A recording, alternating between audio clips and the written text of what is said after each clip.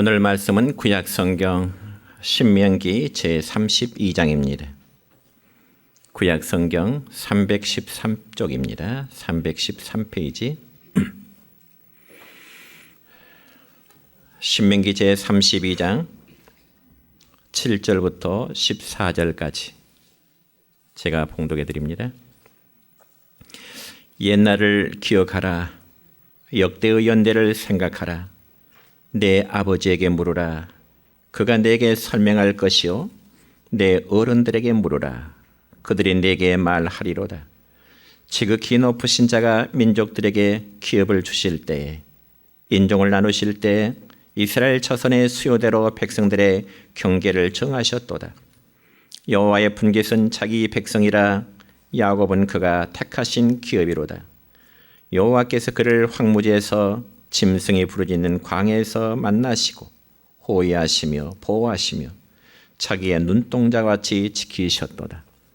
마치 독수리가 자기의 보금자리를 어지럽게 하며 자기의 새끼 위에 너풀거리며 그의 날개를 펴서 새끼를 받으며 그의 날개 위에 그것을 엎는 것 같이 여호와께서 홀로 그를 인도하셨고 그와 함께한 다른 신이 없었도다. 여호와께서 그가 땅의 높은 곳을 타고 다니게 하시며 밭의 소산을 먹게 하시며 반석에서 꿀을 굳은 반석에서 기름을 빨게 하시며 소의 엉긴 젖과 양의 젖과 어린 양의 기름과 바산에서 난 순양과 염소와 지극히 아름다운 밀을 먹이시며 또 포도즙의 붉은 술을 마시게 하셨도다. 아멘. 사랑과 축복의 메시지 나눕니다. 사랑과 축복합니다. 사랑과 축복합니다. 예, 감사합니다. 자, 오늘은 구약성경 신명기 32장 7절부터 14절에 있는 말씀을 중심해서 옛날을 기억하라고 한 제목으로 말씀을 선포하고자 합니다. 여러분, 드디어 금년 마지막 날 12월 31일 오늘 송년주일을 맞이하게 되었습니다. 해마다 하는 말이지만은 금년에도 역시 참 다사다난했던 지난 한 해였던 것 같습니다. 그런데 항상 이때쯤 되면은 우리나라 대학 교수 신문에서는 한 해를 평가하는 하나의 사자성어를 발표하게 됩니다. 그래서 금년에도 전국 대학 교수 1315명을 대상으로 설문조사를 했는데 응답자 중에 30.1%인 396명이 견리망이라는 사자성어를 발표했습니다. 여기서 이 견리망이라는 뜻을 해석해 보자면 견리라는 말은 하나의 이익을 본다는 뜻이고요. 또 망의라는 것은 옳고 그름을 잊어버린다는 그런 뜻입니다. 그러니까 견리망이라는 뜻을 이제 정리해 본다면 자신에게 이익이 되는 것이라면 법이든 그리고 도덕이든 그리고 양심이든 다 잊어버린다는 것입니다. 어쩌면 이 말이 요즘 우리 한국 정치인들의 마음과 행동을 비꼬는 말이 아닌가 싶습니다. 왜냐하면 자신에게 이익이 되는 것을 보면 법이고 양심이고 의리고 다 버리고자 하기 때문에 그렇습니다.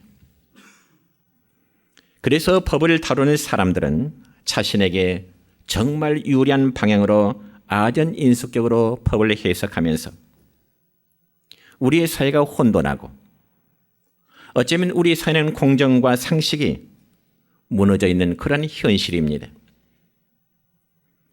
그러면서 우리는 이러한 현실 속에서 2023년을 보내야만 하고 우리는 또 다른 2024년 새로운 신년을 맞이해야만 합니다. 여러분, 옛날 중국 양나라에 장승효라는 사람이 있었습니다. 그는 나라를 위해서 충성스럽게 일한 관료이기도 했지만은 그는 산수와 같은 그림을 정말 신기에 가깝도록 그렇기 때문에 중국의 전설적인 대화가로 알려진 사람이었습니다. 그런데 어느 날 그는 남경 근처의 안락사라는 절에서 그 절벽에다 용을 좀 그려달라고 하는 부탁을 받게 됩니다. 그래서 그 장승이라는 사람은 절의 요구대로 용을 절의 벽에다 이제 그렸습니다. 두 마리의 용을 벽에다 그린 거죠. 그런데 그가 얼마나 그림을 잘 그렸던지 비늘 하나하나에도 아주 날카로운 또 발톱에도 한마디로 강한 생명력이 넘치는 마치 살아있는 듯한 그런 그림을 그렸습니다. 그럼에도 한 가지 이상한 것은 용의 전체적인 그림은 다 그렸지만은 용의 눈을 그리지를 않았습니다. 그래서 사람들이 의아해서 그에게 묻기를 아니 왜 용의 눈동자를 그리지 않았냐 하면서 용의 그림에 용의 눈동자까지 그려줄 것을 요구했습니다. 그자 그는 결국 사람들의 성화에 못 이겨 용의 눈이란 눈동자를 그려 넣었습니다. 이처럼 용의 눈이란 눈동자를 그려 넣자마자 갑자기 우레소리 같은 소리가 치고요. 용이 벽을 박차고 뛰쳐나 하늘로 승천했다고 하는 그런 이야기입니다. 물론 이 이야기는 전설이지요.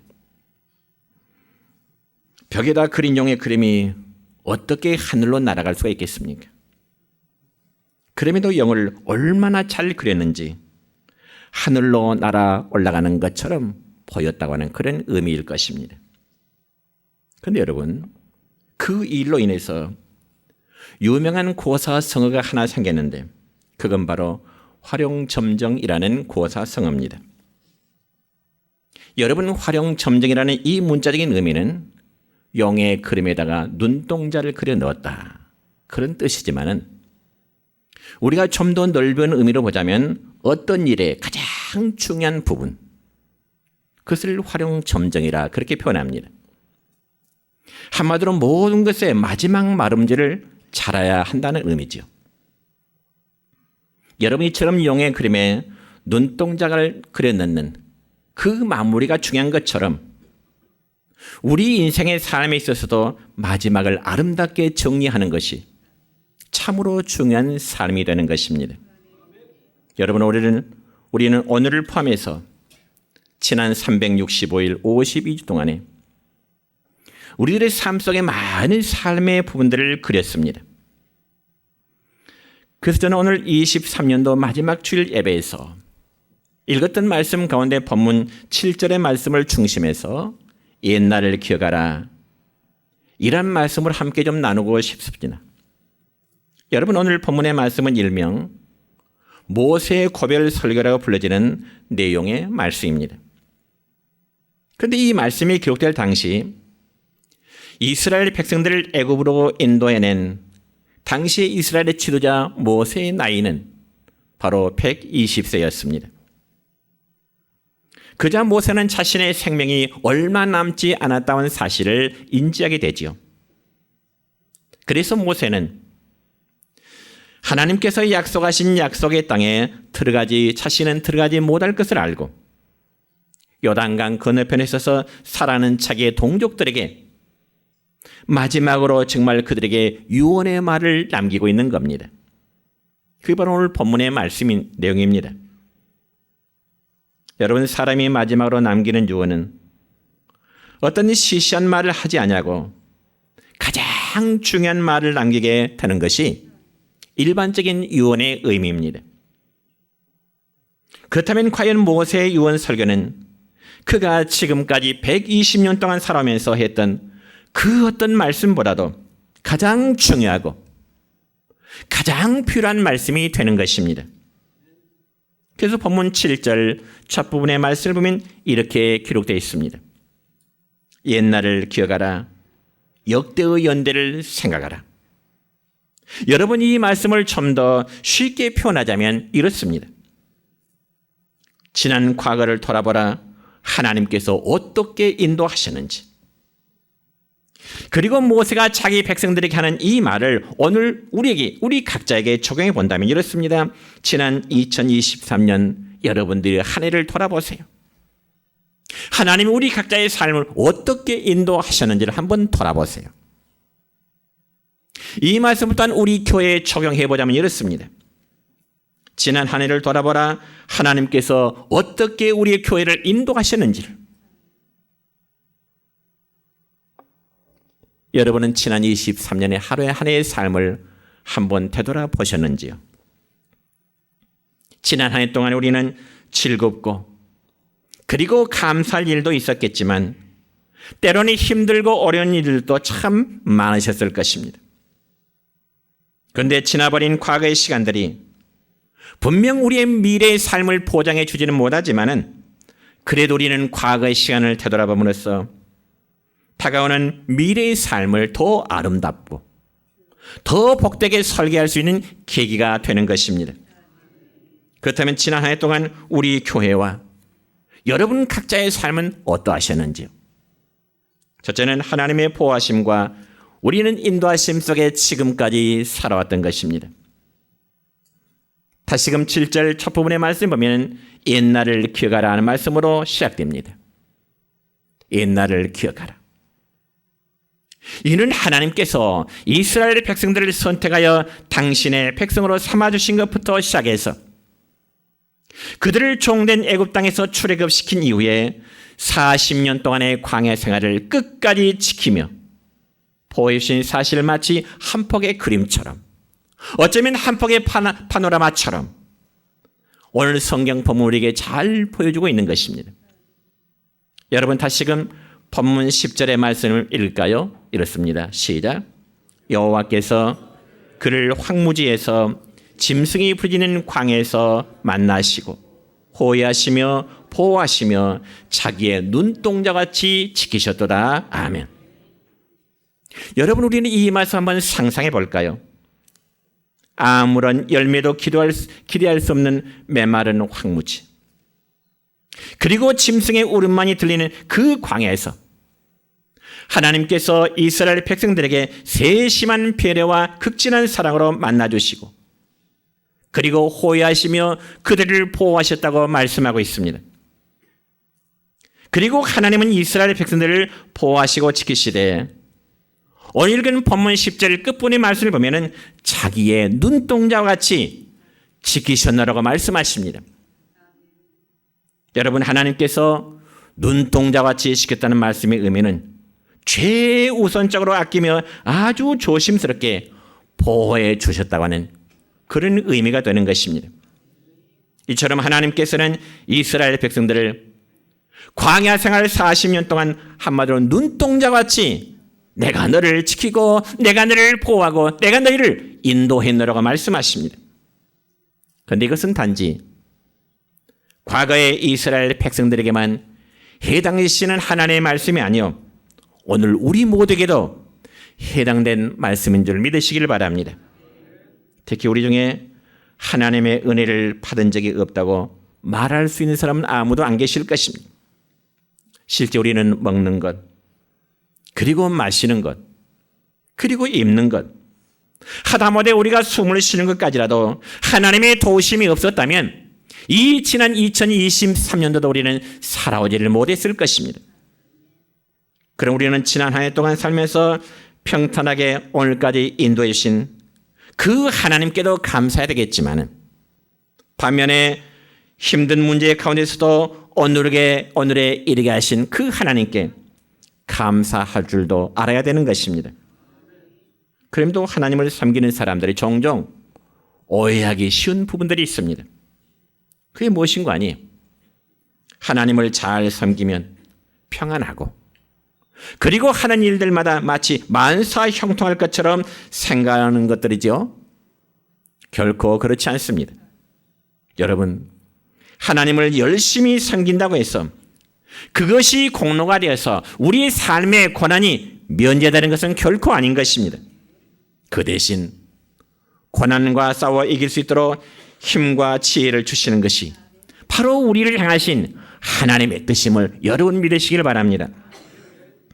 여러분 예수님께서 사랑하는 제자들에게 기도를 가르칠 때도 시험이 없게 하시고 이런 말씀이 아니라 우리를 시험에 들게 하지 마옵시고, 이렇게 기도를 가르칩니다. 그러니까 삶의 시험 즉 고난은 언제 어디서나 그리고 누구에게나 다 있기 마련인 것입니다. 그러나 우리는 시험에 빠지면 안 되는 겁니다. 믿음의 시험에 떨어지면 안 되는 거지요. 여러분, 하나의 예를 들어볼까요? 바다의 배는 바닷물이 있어야 항해할 수 있습니다. 맞습니까? 바다 위를 떠다니는 배는 물이 없으면 아무런 소용이 없습니다. 그런데 그 배 구멍이 뚫린 바닷물이 배 안으로 들어오면 절대로 안 되는 거죠. 만약에 물 위에 떠 있는 배가 구멍이 뚫려서 물이 들어온다면 그 배는 침몰하기 때문에 그렇습니다. 그와 마찬가지로 여러분, 우리가 겪게 되는 세상의 고난도 이와 같은 것입니다.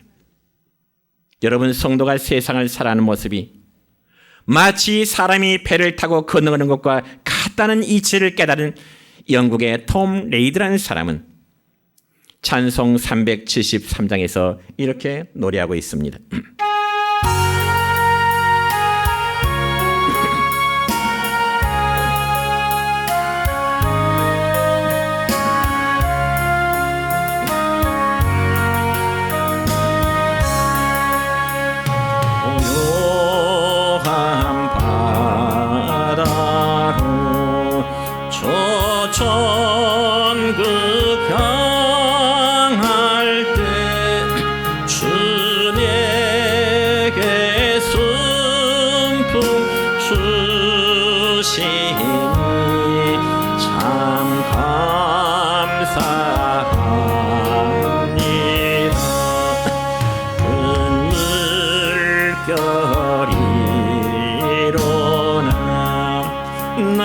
쉬지 못하나 이쁜 낭으로 인하여 더 빨리 갑니다.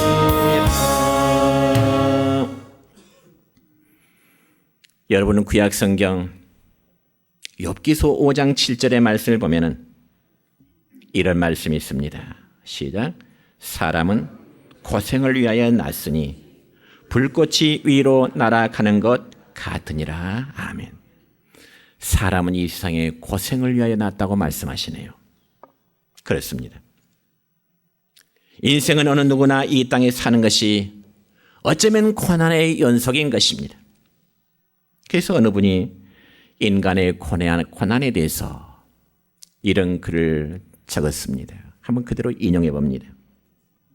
가난이 고난으로 여겨질 때는 소록도 형제들을 생각하고, 고독이 고난으로 여겨질 때는 보고 듣고 말하지 못하는 헬렌 켈러를 생각하고, 신체적 불균형이 고통으로 여겨지게 된 독일의 음악가 귀먹은 베토벤이나 영국의 시인 장인 존 밀턴을 생각하라.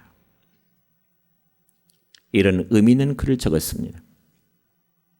또 어떤 분은 말하기를 고생을 영광이요 훈련이며 인생 과정이요 하나님의 계획으로 받지 않으면 그는 고생을 좀 더 해야 될 사람이라, 이런 표현했습니다. 참 의미 있는 표현이라 그렇게 생각이 되어집니다. 사랑하는 성도 여러분이요, 우리는 지난 한 해 동안에 아마 희노애락을 겪으면서 지금까지 살아왔습니다. 그러나 그러한 과정들 어느 것 하나도 하나님께서 도우심이 아닌 것 하나도 없는 것입니다. 그렇다면 우리는 지난 한 해 동안에 우리를 베풀어 주신 하나님의 보호하심을 기억하고 한 해를 보내는 이 시점에 그분에 대한 하나님에 대한 감사할 수 있기를 축원합니다. 그리고 새해 초부터 새말에 이르기까지 우리의 가정과 교회를 이 시간까지 이끌으신 하나님의 은혜와 사랑을 기억하고 감사하시는 여러분 되시기를 축원합니다. 두 번째로 하나님께서 우리의 삶을 연단시키셨습니다. 지난 한 해 동안 하나님께서 우리를 보호하시며 또 우리를 도우셔서 오늘에 이르렀다는 말에 아마 동의하며 아멘으로 하다만 계신 분도 계시겠지만 아마도 어떤 분은 이렇게 말할 수도 있을 것입니다. 나에게 23년은 정말 생각만 해도 지긋지긋합니다. 더 이상 기억조차도 하기 싫습니다. 그러니 빨리 2024년이 왔으면 좋겠다. 그렇게 말씀하실 분도 계실 겁니다. 충분히 이해할 수 있습니다. 그러나 지나버린 우리의 삶이 기억조차 하기 싫은 정말 뼈아픈 과거를 알지라도 우리가 미래를 위해서는 되돌아볼 필요가 있습니다. 옛날의 시간을 기억할 필요가 있습니다. 그래서 성경에 보니까 기억하라. 그리고 생각하라고 말씀합니다. 여러분 특별히 이스라엘의 수도인 예루살렘에 가면은 세계 제2차 대전 당시에 히틀러 정권 하에 나치 정권 하에서 학살당한 즉 600만 유대인을 기념하는 그 기념관이 있습니다. 그 기념관의 이름은 야드바셈, 히브리어로 야드바셈이라는 이제 기념관인데 그 야드바셈이란 말이 히브리어는 기억, remember, 기억이라는 뜻입니다. 그래서 그 기념관에는 용서하라, 그러나 잊지는 말라 그런 글귀가 새겨져 있습니다. 용서하라, 그러나 잊지는 말아라. 여러분 실제로 이스라엘 국민들은 그의 조상들이 나치 정권에 의해서 학살당한 사건을 결코 잊어서는 안 되었습니다.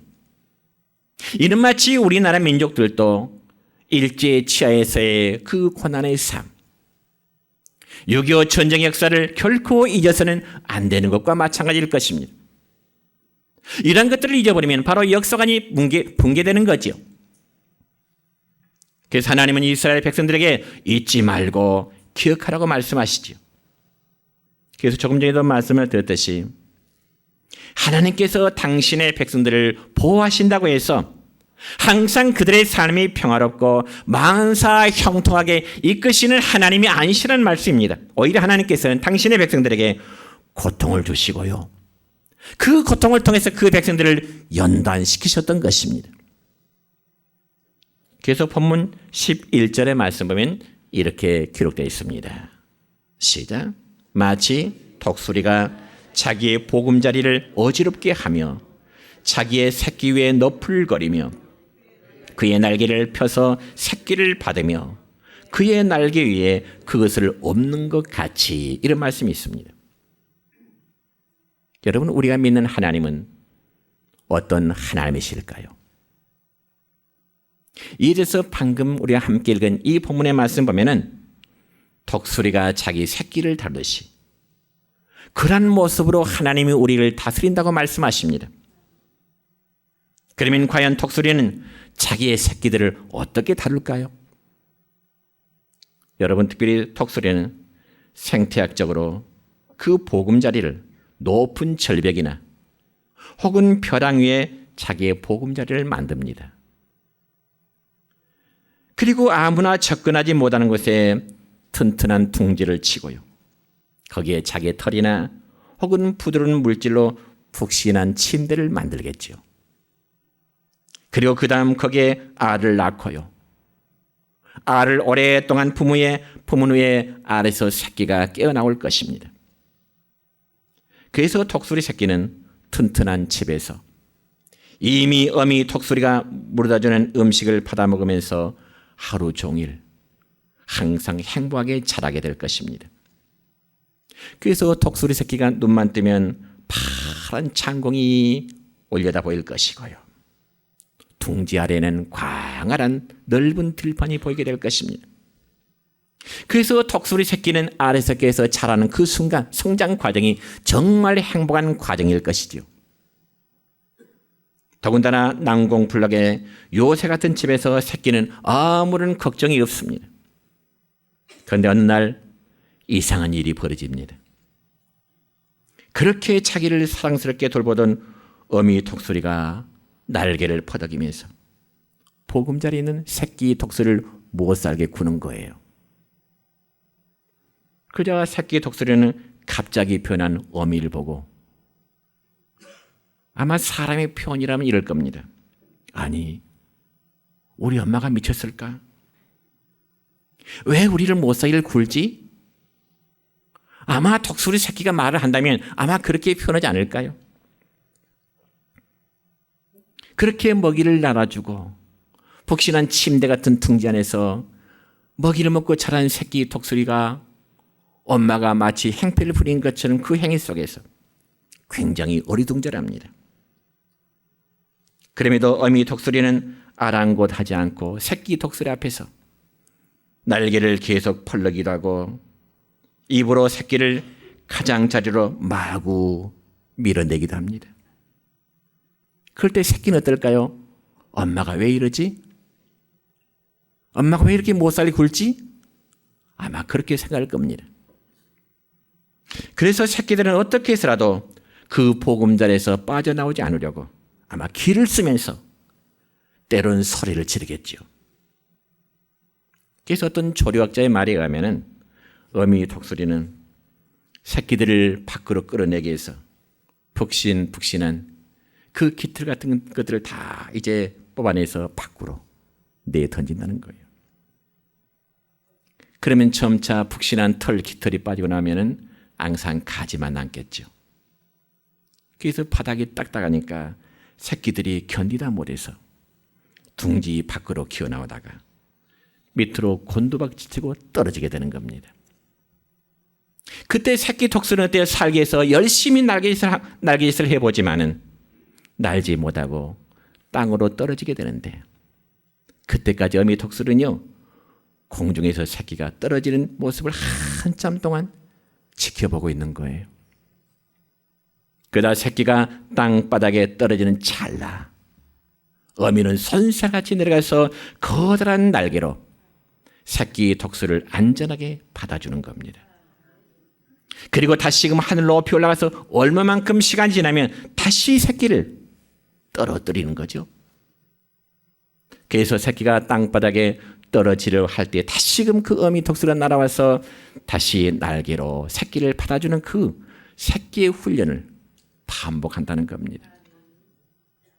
이처럼 어미 독수리는 이런 훈련을 반복함으로써 새끼를 독수리답게 하늘의 제왕이라고 하는 그 독수리로 성장해 되는 것입니다. 여러분은 방금 읽은 성경 말씀이 그런 내용입니다. 그래서 모세는 바로 이러한 사실에 비유하면서 하나님께서 이스라엘 백성들을 자기 백성답게 하나님이 친 언약 백성답게 양육하게 해서 마치 하나님이 그들을 광야에서 연단하셨다고 말씀하십니다. 여러분 특별히 하나님께서는 이스라엘 백성들을 광야 40년 동안 보하셨던 것은 사실입니다.